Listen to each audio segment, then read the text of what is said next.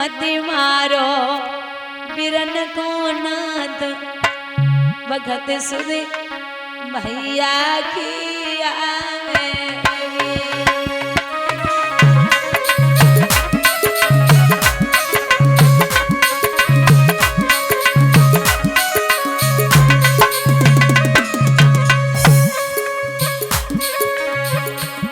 अरे एक सुधी आवे सावन महीनो एक सुधी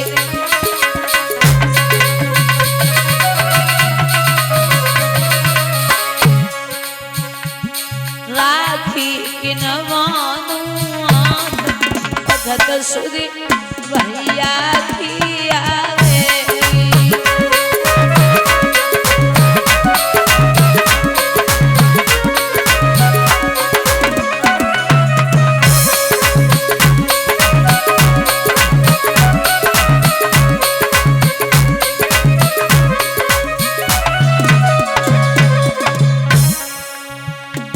अरे एक सुधी आवे कार्तिक महीनो एक सुधी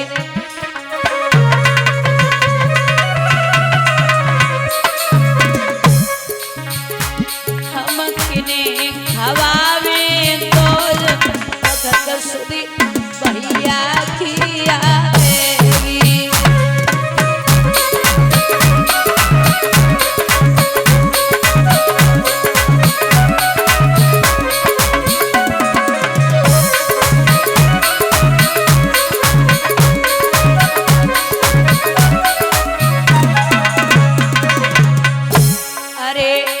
सुधी आवे मंडप नीचे एक सुधी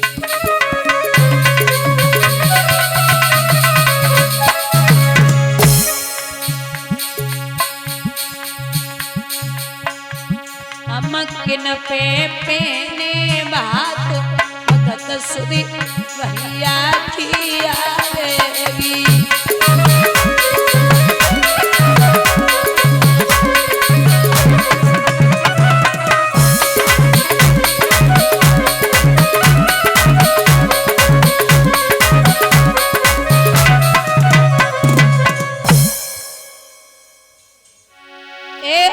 सरर भयो रे स्वर्ग में पहुंचो जाई।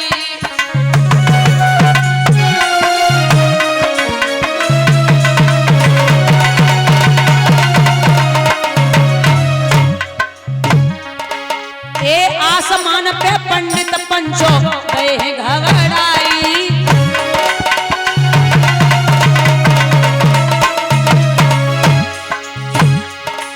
महाराज के पंडित ऊपर से जो गिरे तो हड्डी पसली ना मिल पाए।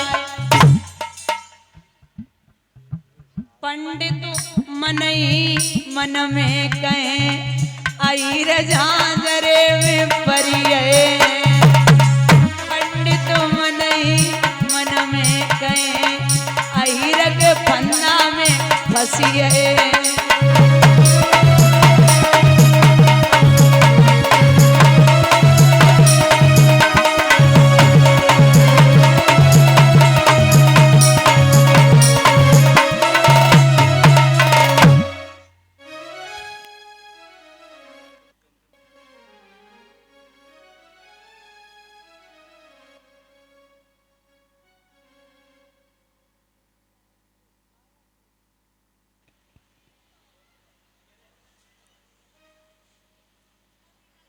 भैया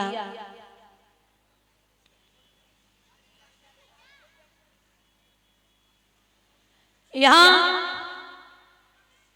रुक्मणी विचार कर रही जने पहुंचे हुए हैं जन्नाए जने पहुंचे हुए हैं जन्नाए और तब तक तो पहुंच गए। बोले आए गए, बोले हम आयो बेहू आए। रथ खड़ो है आप जाओ, इंतजार कर रहे हैं। रुक्मणी सज के तैयार वही तो रुक्मणी की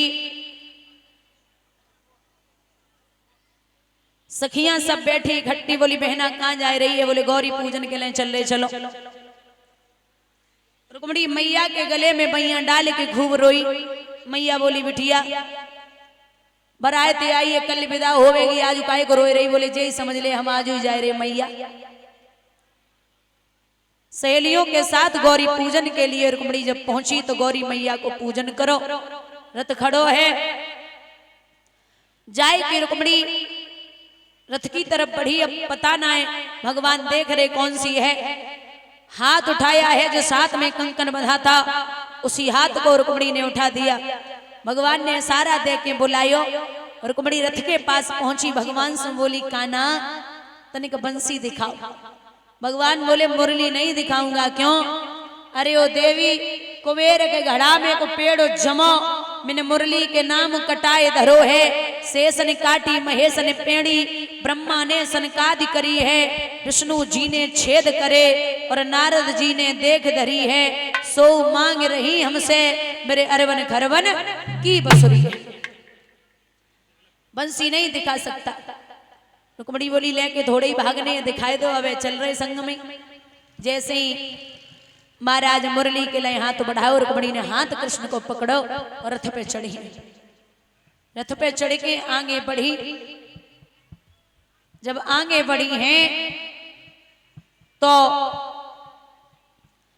रथ में बैठे बैठे कृष्ण रुक्मणी की तरफ मुस्कुरा रहे। इधर सहेलियां भागी, रुक्म से कहा भैया बहन तो गई। शिषपाल को इशारा दिया, खड़े खड़े मुंह क्या देख रहे हो, अरे फौजें सजाओ और उसको घेरो। चारों तरफ फौजें लगा दी, एक तरफ रुकुम की फौज है और एक तरफ शिषपाल की फौज है। बलदेव ने सोचा कि कृष्ण अब तक नहीं आए तो हल और मूसल उठाए के चले, और जैसे ही रुक्मणी को रथ में बैठो देखो तो बोले कन्हैया ये लड़की कौन है, जवाब दो। हम तो इन्हें लेके आई ना रहे, जबरदस्ती आई है, हमने तो बहुत मना करी तुम क्या करोगी जाएगी, लेकिन जब मानी ना ज्यादा रोई तो हम लेके चले आए। हाँ बलदाऊ बोले सो तो तुम बहुत सीधे हो, फिर ये क्या है, बोली ये फौजें लगी है।